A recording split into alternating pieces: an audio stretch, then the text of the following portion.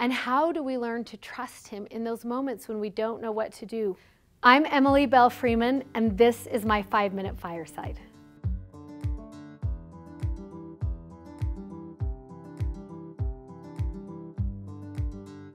When my son Josh was in 5th grade, he got invited to go on a field trip overnight to Clear Creek Family Camp, and I signed up to be a chaperone. It wasn't until we got to the buses on that first day that I realized I was the only mom who signed up to be a chaperone. Everyone else was dads.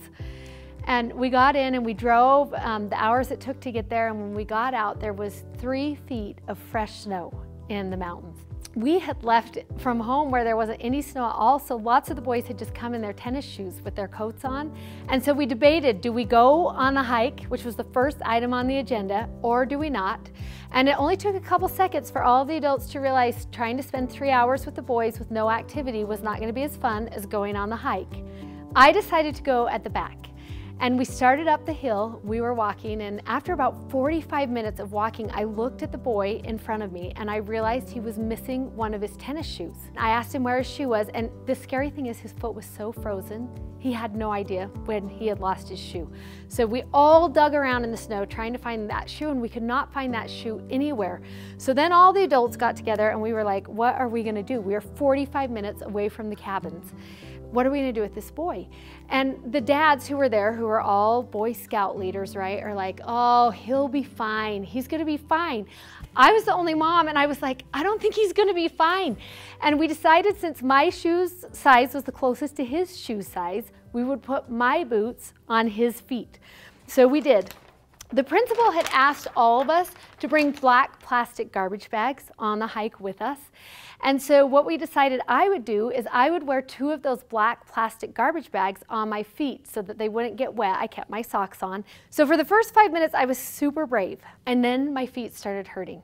So then I thought, well, I'll just think about the pioneers, because, right, they did that, and then I'll be fine. And that lasted for about another 5 minutes of bravery, and then my toes were so cold and tears were like coming out of my eyes. Well, I was actually a little surprised because the principal had been there. He knew what was happening, and we kept hiking up the mountain. And as we were hiking up, I was like, well, I know we're 45 minutes from the cabins where we are. I didn't know how much longer we were going, but I was like, I don't know how long I can make it. And finally, we got to the very top of the mountain. And as we're up at the top of this mountain, I look down at the bottom of the mountain and I just see our little tiny cabins, and I think to myself, I'm never gonna make it back. They are gonna have to send in a helicopter to get me off the mountain. Meanwhile, the principal's talking about why some trees grow on the north side of the mountain and some trees grow on the south side of the mountain, and I'm standing on my heels and dying and thinking to myself, has he forgotten about me? Does he not realize how much pain I'm in? And then the principal did the strangest thing. He took out his black plastic garbage bag and he climbed into it and he sat down and he started sliding down that mountain as fast as he could. And all of us kind of looked at each other like, what is happening right now? And then we realized how we were getting back to the cabins was by sliding down the mountain. I will tell you, I have never been so grateful for a black plastic garbage bag as I was in that moment. All along, the principal knew what he was doing.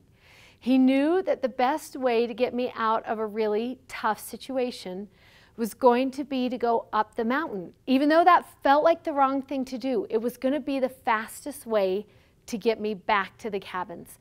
And all I had to do was trust him. As I was thinking about it, it made me remember one of my very most favorite scripture stories. You remember this story.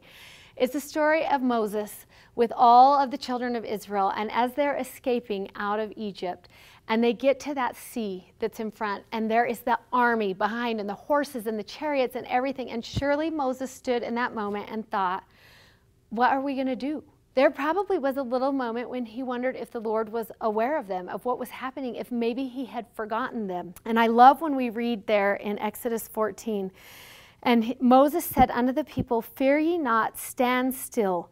The Lord shall fight for you, and you shall hold your peace. And then the waters split, and the Lord dried the mud, and the children of Israel walked through. And I think to myself, all along, the Lord knew what he was doing. He knew the best way to get Moses out of a really tough situation. We believe in a God who creates unexpected miracles and unanticipated outcomes. And if we just turn to him and trust in him, he knows the best way to get us out of really tough situations. The Lord wasn't just watching over the people from heaven. He wasn't watching that journey and looking over what was happening. The Lord was there with them. He was walking in the wilderness. He was part of everything they were doing. And why? To make sure they lacked for nothing. The Lord is aware of each one of us. He knows my wilderness place and he knows yours.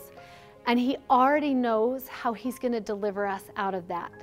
And maybe he will use a black plastic garbage bag. Or maybe he will open an entire sea. We don't know, but he does. And until that unexpected miracle arrives, we can trust that he will be right there with us to make sure that we lack for nothing. Thank you for spending this time with me. I'm Belle Freeman, and this was my 5-Minute Fireside.